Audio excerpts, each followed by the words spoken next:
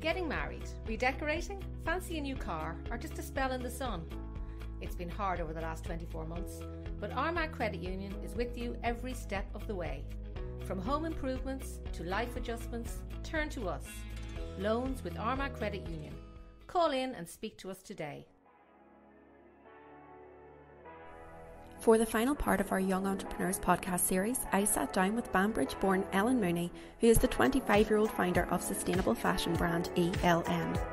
Ellen explains how COVID lockdown gave her the time to indulge her creative side and talks us through the development of her brand from its hair scrunchie infancy through to the ethically sourced street style we know today. From concept to creation, Ellen is the one-woman driving force behind everything ELM. Today to talk to us about your clothing brand, ELM. So Ellen, what age are you? I am 25 years old. 25 years old. So this, obviously I was telling you earlier, is part of our Young Entrepreneurs podcast series.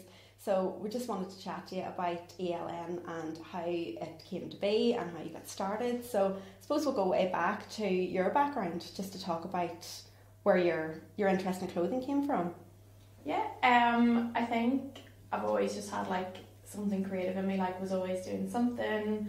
Whenever I was younger, I always had 5 bags on my arms. I just knew it was going to be something arty or fun or whatever. And then just as it went through school, I didn't mind doing the academic stuff, but always dedicated so much time to art and stuff. And I just kind of knew that was going to be the road I was going to go down. And then when it came to uni choices, it was quite limited here in terms of how much arts kind of are offered, but I just knew that it was going to be fashion. I didn't have time for fine art or really it not needed to be something it needed to be something quick textile and I'm a very textile or tactile person, so it needed to be something like that I was working with. And then so I went to Belfast for uni doing their textile course which covered garment construction, knit, print, it covered loads to give you a kind of feel for everything. And then I did a placement year down in Dublin actually with Dunn Stores, and I was doing fashion with them, but very much print work and CAD work and stuff, which is on computer. And was that linked up with the uni then? I got it through uni and went down there for a year and absolutely loved it. And I was oh, this is so different from what I thought I wanted to go into. And then I came back to my final year of uni, and it was something just switched. I was this is what I want to do. Want to do fashion, go all in with it. And it just took off from there. And when you were at uni, did they take you through everything design wise? So you learned how to design actual garments as well as construct them, or did you just kind of pick that up? It was a bit of both, because it was quite across the 5 different areas of working. It was only in final year you kind of decided, and I think it was very much led by your own intuition, to what you were gravitating towards and what you worked towards. So when it came to garment construction, it was how we were physically taught to put them together, but it was very much bring your own ideas to the table and we'll show you how that actually gets put together. I could draw a mad big coat, but it's going to be no good unless you actually know. And then it's the practicality of things too, because you don't know until you've made it if it's actually going to be wearable or not. So and did you ever have things like that where you would create a design and love it, and then it came to be and it just wasn't suitable? Did you have 100%. Whenever we were in final year of uni and you make a graduate collection and you graduate kind of of actual clothing and wear and stuff, and it's shown in a fashion show. So the thing is always that you have to show your creativity as well as your skills. When it's your final year, you've worked so hard and stuff, you really want to go out with a bang, you want to walk down the fashion show, but loads of the time that doesn't make to make something wearable. It's more for the look than the practicality. And let's make it OTT and extra, because chances are if you're going into fashion, you're going to spend the rest of your time having to make stuff that people want to wear every day. So go out and make something really fun. So I think that's also what I got caught up in final year. It was just so fun being able to let loose, have something really creative. It didn't matter that it wasn't going to get sold in 100 stores across the country next week, because it was just something that you were doing to show how creative you were, and that you weren't limited to just everyday kind of clothes that we're used to. So it was good fun. And then I suppose even when you're not being sort of over the top creative, do you still get an awful lot from creating the more practical garments then? I suppose you still get a lot from that, just designing everyday clothing. Yeah, so the whole kind of thing for me for Ellen was all the kind of clothing now is all the same. Everyone wants to wear the same. You're wearing it because everyone else is wearing it, not because it's something that you wanted to wear, that you like were genuinely drawn to or thought, oh, that's a bit of me. It's trends. Yeah, so, and I'm like fully aware the trends obviously have to happen in fashion, they come and go, and I'm still following them to like an extent. But I just thought, like, where's the fun? Like, where's wearing it because that's what you want to be wearing, or because you genuinely like it, or because it feels good on you.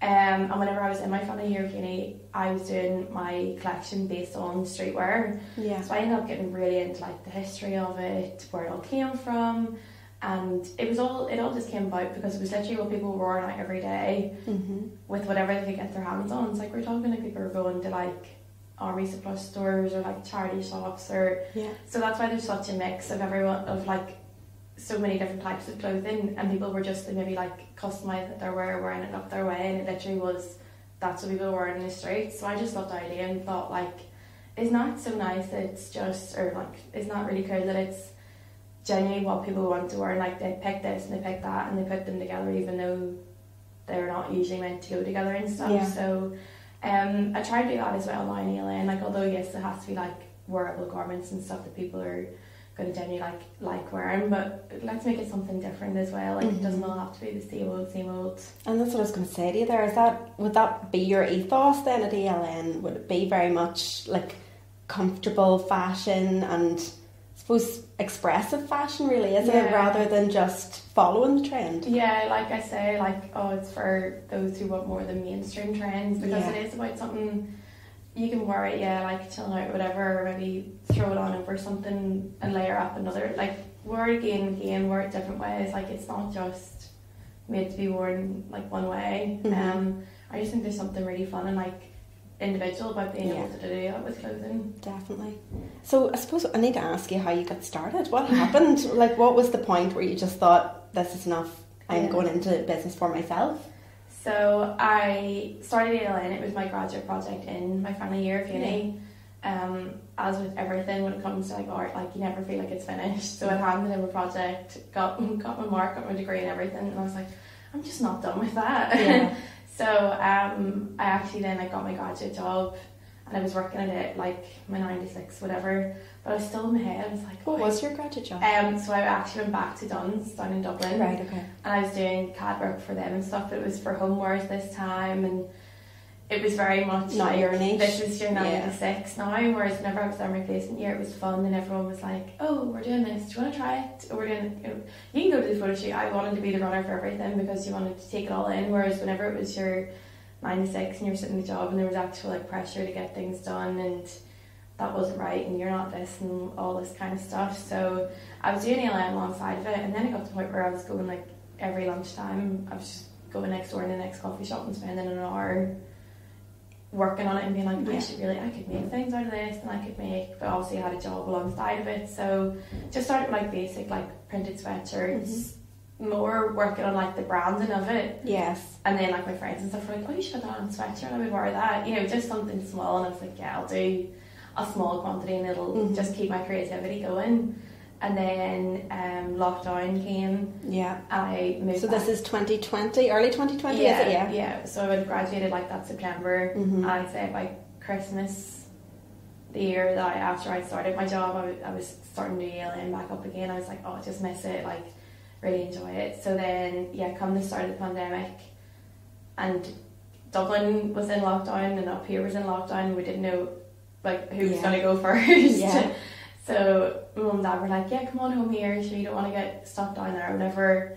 I was like, that'll be a long 2 weeks. So I'm glad now that I did come back home for it. But working from home up here and stuff, I was like, do you know what, the fun was in Dublin and who I was working with and stuff. Like, I actually don't enjoy the job. Yes, it was more the team. And because I was working from home, I just found that I was doing so much more, like giving ALN so much more time. And like as soon as I clocked off at 6 o'clock, I was just home and I was ready to I went from like one laptop and just swing around to the other. So it just started working. So did lockdown kind of fuel it then? It gave you the 100%. time, I suppose, to start working on it yourself? 100%. I actually did, I always forget about this, but at the start of lockdown, like I had just like a basic sewing machine at home and started making scrunchies.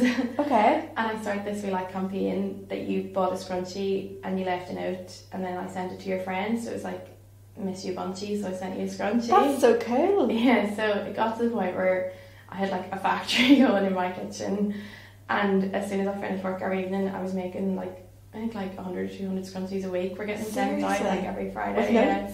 And everyone was writing me notes to each other about like, miss you, like can't wait to see you and everything. It's a lovely idea, and that's really nice. So, kind of didn't really have anything to do with like streetwear or anything like that. Yeah, but it was still, I was just thinking like, what can I do? You being creative and doing something nice during a time where everyone was really and it was unsure. And then I actually ended up donating like, I think maybe about 800 or $1,000 or so to Women's Aid from it all. Lovely. That's so really it was nice. But then I think that was really good because it got ELN out there then. People were like, oh, you're the girl that did the scrunchies. Yes. It does help. Anything like that helps. But at the same time, it's an amazing thing to do. And quirky. It's a nice quirky idea. Yeah, I love it.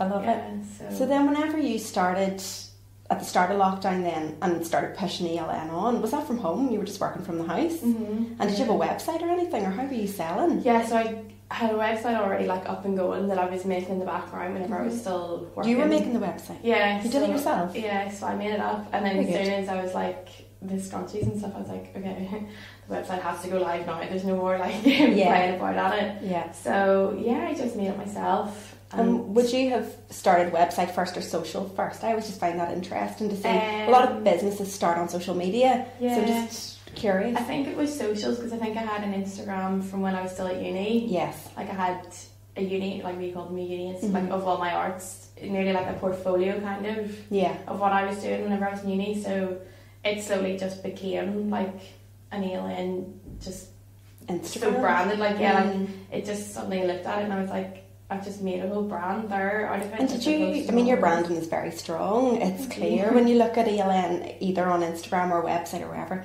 you can see your brand. And did you do all of that? You're behind all of the brand and the website, everything. It's very, very good. It's very, there's a lot of continuity in your brand. It's great. Yeah, well, I think that's a good thing too, that because it is me doing it and not getting someone else to do it. Yeah.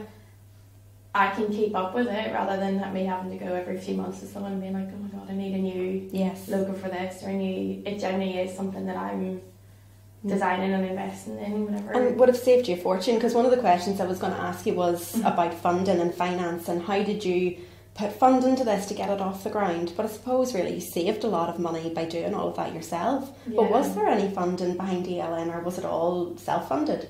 A lot of it was self-funded, which when I look back now, I didn't even think. Yeah, you weren't aware. Oh, you can get funding for this. Yes. If you actually want to make it a business.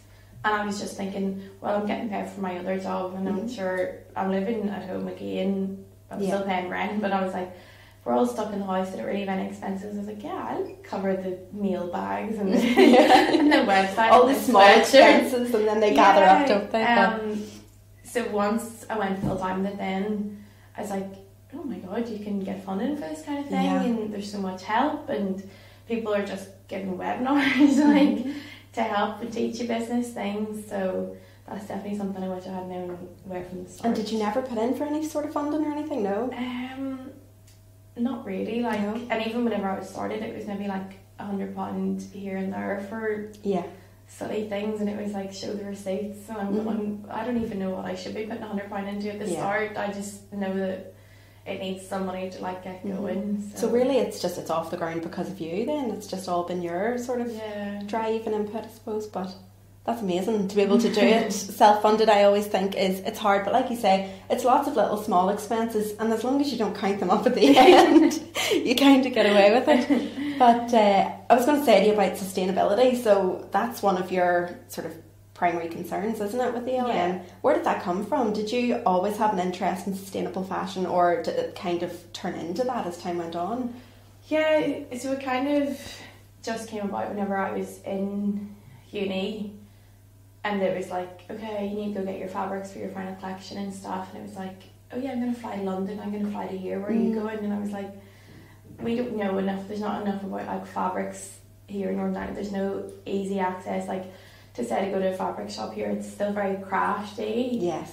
And maybe more focused on like knit or like Crochet craft projects, yes, yeah. rather than like you want to go and find something you can make for clothes and stuff. So well, it's crazy considering Northern Ireland used to be like the linen central of the world. I mean, absolutely to have lost all mad. that textile manufacture is crazy. Yeah. But did you ever get?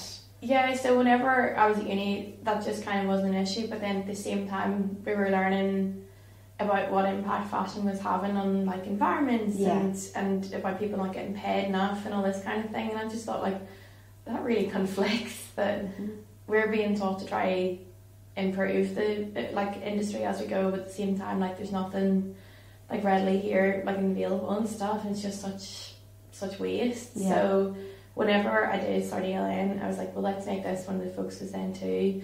The whole thing about streetwear was that it's something that you're going to wear again differently and stuff. So just wanted to make sure then that it was good quality stuff. Yeah. That's going to last. There's no point me saying to people, oh, wear it again and again and again if it's not going to be quality. Yes. And let's make sure that people get paid for doing it, because that's just right. Like it's for just, me, yes, exactly. I feel the same way. Yeah, for me as a fashion brand, I just think, well, why would you not use the best quality materials? Why would you not want everyone to get paid fairly? Yeah, which it is a bit hard as a small business, because obviously that takes a lot of costs. Well, that's what I was going to say. I mean, I know with that comes an increase in the amount that you're having to spend on your materials and all the rest, which obviously is going to drive your cost up for what you can retail the products at. But I was going to ask you, do you think it affects your customer? Are they bothered by the price? Because to me, it seems like a lot of people now are willing to pay if they know that it's quality, if they know it's sustainable. It seems to be moving that way now. Yeah, there's definitely like a better understanding for it. Even myself, like, I will hands down, like 5 or 10 years ago, like the wardrobe would have just been Primark, and I would have bought it and would have thought, I'm not even sure if I like that, but it's fine. Yeah, it's a few pounds. Yeah. Whereas now, I'm still not saying that like, oh my god, I might only shop sustainable everything now, because people still obviously have to afford to buy things at the same time. But it's definitely even like cut down shopping like habits, like thinking, am I going to wear it again? Do I need it? Things like that. So I think people's mindset has changed that way, so therefore they're willing to pay, because they're thinking that like, okay, this is going to be the only thing I buy this week or this month, whatever, and I'm going to wear it that way, this way.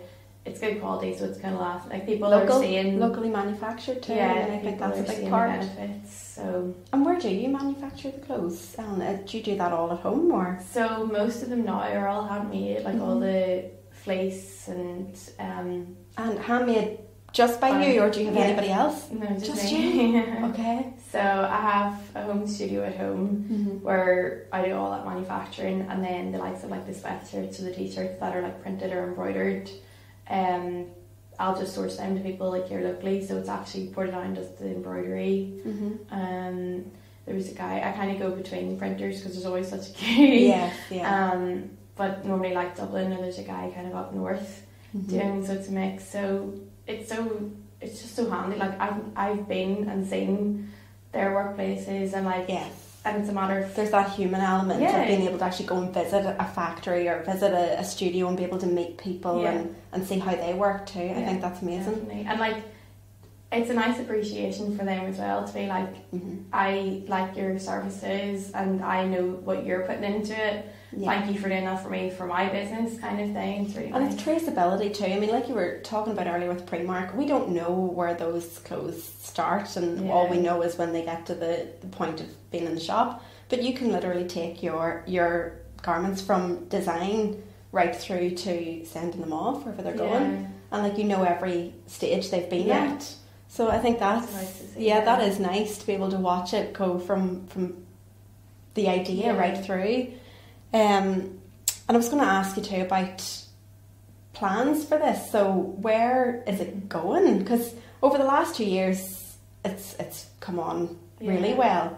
So do you have plans to keep expanding, or what are you thinking for ELN in the future? Yeah, so obviously the handmade stuff, I didn't know how well that was going to pick up or whatever, and thankfully it's went really well. So would love to keep doing that and having my own manufacturer rather than just I'm going to print on a jumper. Yeah. Because I enjoy the design process. It's not that I enjoy doing the logos and getting them printed. I like making things, so definitely focusing on that, but also expanding the range as well. Like, I'm developing my sewing skills at the same time as doing this. Like, for me, there's no end to that. I will always, once I've got the knack of something, then I'm like, well then let's throw it into outerwear. Let's start making coats. Like, really, let's start using different fabrics and stuff. So yeah, I'd really just love to. For me, I've got like a complete different vision in my head to what I'm making, but I understand that to get to that range of stuff, I need to start like with what I'm making at the minute. Right, okay, so there's going to be like a progression in the design. So I do see like that the products will change, and it will. I do really want to make stuff that is rewearable and does suit the elements, and you can change it up, just like innovative stuff. I think there's something really, really like new and fresh coming out at the minute with all like streetwear that, oh well, did you know this is reflected, like it's actually functional as well as, yes, I have noticed that too. Yeah, there's like a different kind of element to it, but so that kind of thing's developing, and I'd love in like the next 2 or 3 years to actually have, I've got my home studio at the minute, but I'd love to have a space that's just store, yours. come studio, come somewhere that I work off where people can come shop. Yes.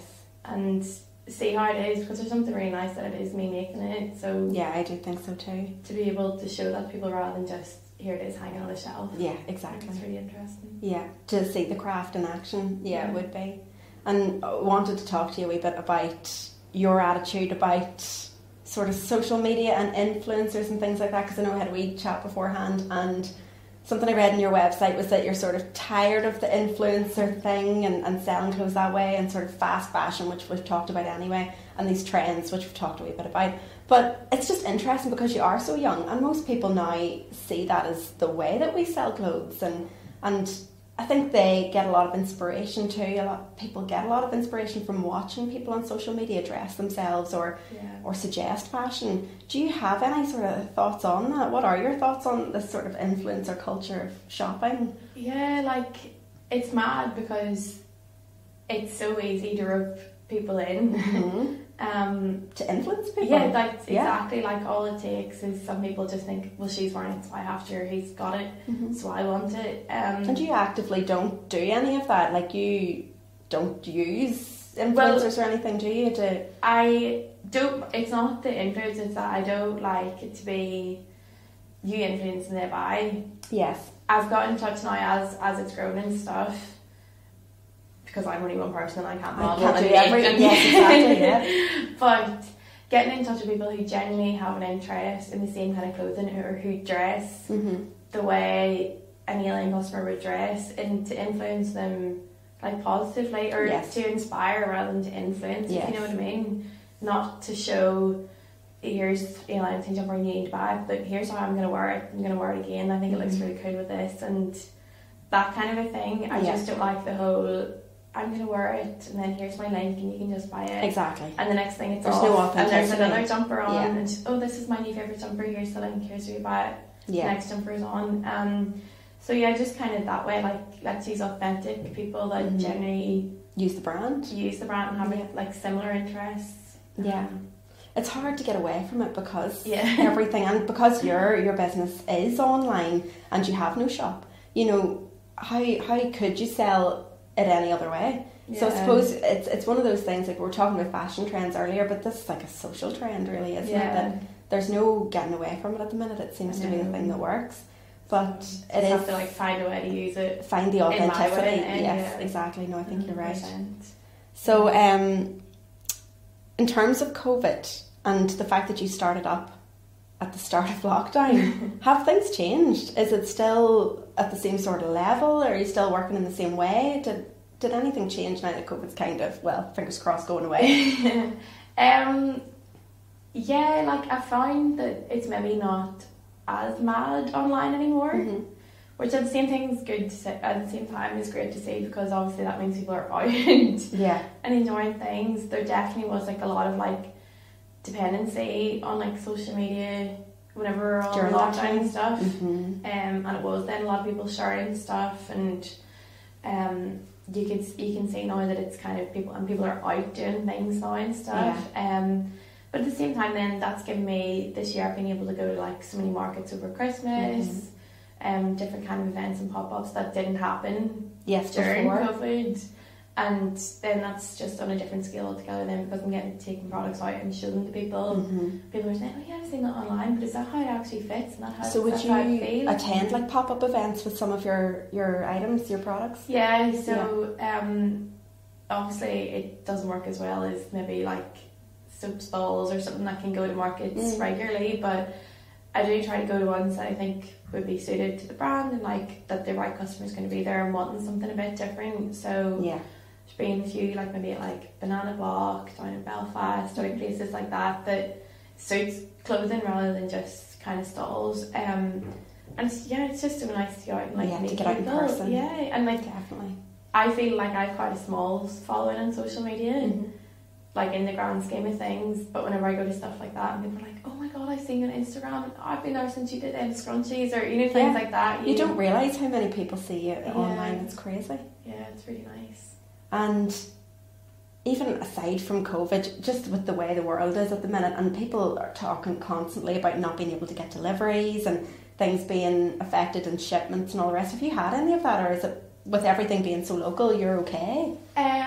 Some things. I'm trying to think what was the worst. Like it's more last year there was a really bad knock on whenever I was getting the sweatshirts printed, actually, because they were coming from Europe. Yes. And we're now not EU and all that. Like I didn't even know the ins and outs of it. But it's very complicated. Yeah. So things like that. But as you say, like now, because a lot of it is handmade and it's all me, I'm not having such bad knock-ons and stuff. But and what about your packaging and things? Do you get all that local as well, or does that come from? So the packaging is mostly all UK based as well.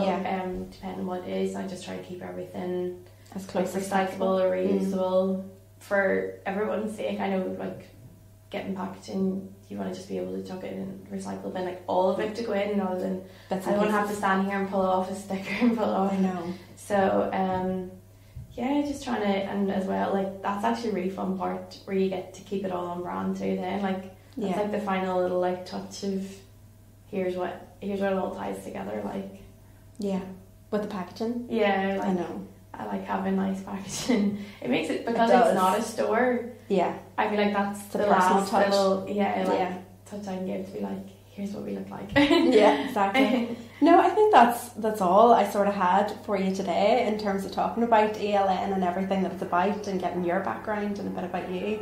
But I can't wait to see what you do over the next couple of years, and you're going to stick with it and keep going, just bigger and better year on year. That's so exciting, Ellen. Thank you so much for coming in to talk. Thanks so much for talking to me, Kelly. No problem.